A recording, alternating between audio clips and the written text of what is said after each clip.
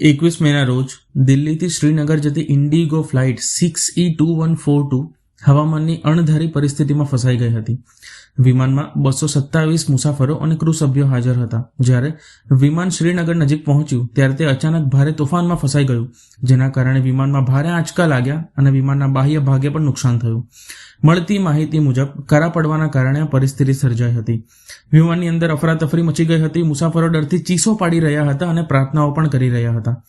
પાયલટે પરિસ્થિતિ પ્રત્યે સજાગતા દર્શાવતા એર ટ્રાફિક કંટ્રોલને કટોકટીની જાણ કરી. શ્રીનગર એટીસી દ્વારા તરત જ મંજૂરી મળતા પાયલટે સાંજે 6:30 વાગે વિમાનને સુરક્ષિત રીતે જમીન પર ઉતાર્યું. સૌભાગ્યે તમામ મુસાફરો અને ક્રૂ સલામત રીતે બચી ગયા. ફ્લાઇટ લેન્ડિંગ બાદ મુસાફરોએ પાયલટ અને ક્રૂ મેમ્બર્સનું તાળીઓ અને પ્રશંસાથી સ્વાગત કર્યું હતું. ઇન્ડિગોએ આ વિમાનને એરક્રાફ્ટ ઓન ગ્રાઉન્ડ જાહેર કર્યું છે, એટલે કે હાલ તે તકનીકી તપાસ હેઠળ છે અને હવે પછીના આદેશ સુધી નિષ્ક્રિય રહેશે.